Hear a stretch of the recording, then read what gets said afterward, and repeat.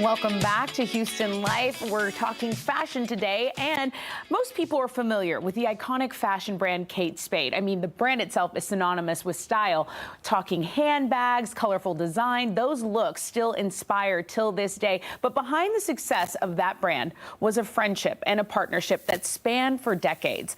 Elyce Arons, Kate Spade's lifelong best friend, in fact, she called her Katie, they're co-founders of both Kate Spade New York and Frances Valentine. She is here in Studio B sharing that journey in her debut memoir, We Might Just Make It After All, which I can't wait to get to, but also talk about this story of friendship, resilience, creativity. Elyce, thank you so much for joining us today. Thank you for having me. It's a pleasure. Well, we're glad to have you for the time that we get you here in Houston. We'll get to your event that's happening today, but I want to talk about you and this journey you've had from a Kansas girl to a fashionista in New York. Can you take us through that?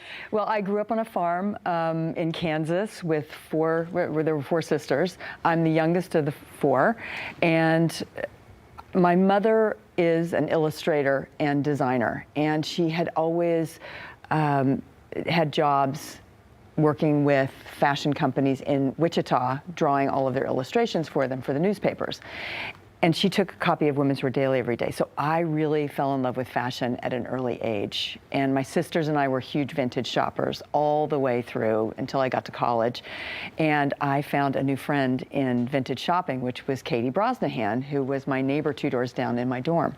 Katie Brosnahan, we know her as the iconic Kate Spade, but you're telling me Katie was a Kansas girl. Yes, we met at the University of Kansas our freshman year and became inseparable, basically. We're looking at some pictures of you guys kind of having a creative moment here.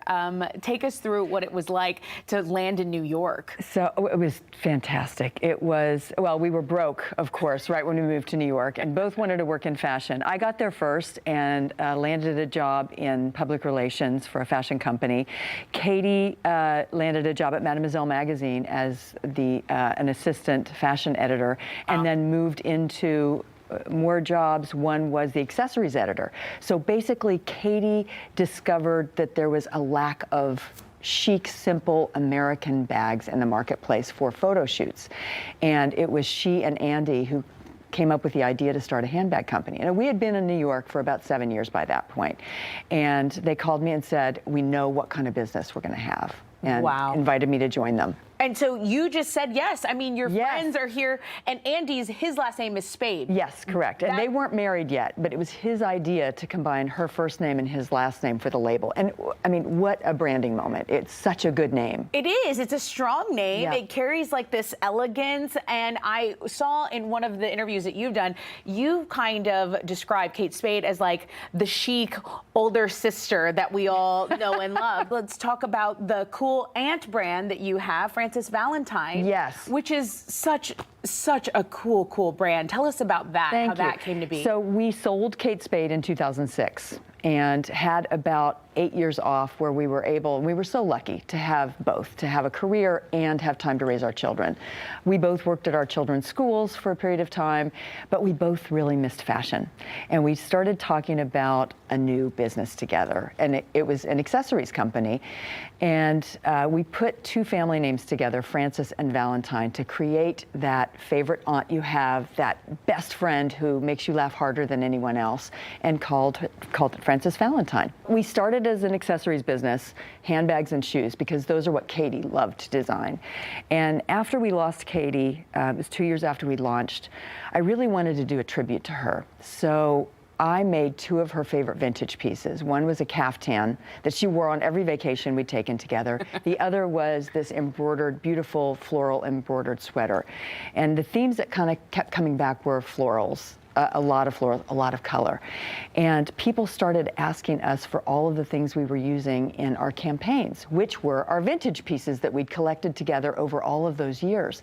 So we started making apparel pieces, and they were nostalgic and not trend-driven at all. So the pieces that we make are colorful and beautiful, nostalgic silhouettes, but you can keep them in your closet for the rest of your life and pull that piece out 10 years from now and say, oh my gosh, it's my favorite piece, I love love it. And I get a million compliments every time I wear it. Do you think it was them trying to hold on to a piece of her or a mixture of the two? I mean, the success has been off the charts. I think her design was always joyful, and it always made people happy.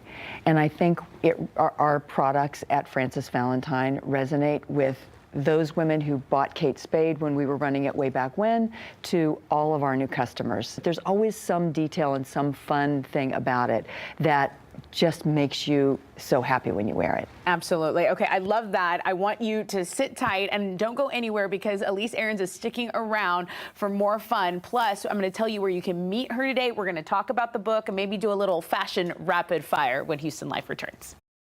Welcome back to Houston Life. If you're just catching up, we are here with Elyce Arons, who built an empire of joy and creativity with the late Kate Spade. Now, Elyce, you were telling your story in a best-selling book, We Might Just Make It After All. Tell us about the book. I know it's on the New York Times bestseller list. Yes. Congratulations. Thank you. Tell me what you put into this and why it's so important, what it might, create for people, what it might inspire? Well, I think when a lot of people remember Katie, they remember how she left us. And I wanted people to remember how she lived, because she was such a joyful, gracious, loyal best friend, and so sweet and kind to people she didn't even know. But she was also a very private person. So I wanted to tell the stories of her and really our best friendship. And it truly is, although we talk about entrepreneurship and how we started the businesses, it's really a story about our best friendship more than anything else. Well, success is important, but girlhood and motherhood and friendship is fun, and it's important. Right. I think women, friends, have a special bond.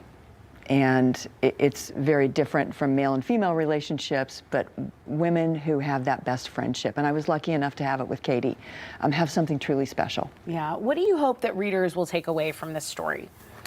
Really to hold your girlfriends tight and appreciate them every day.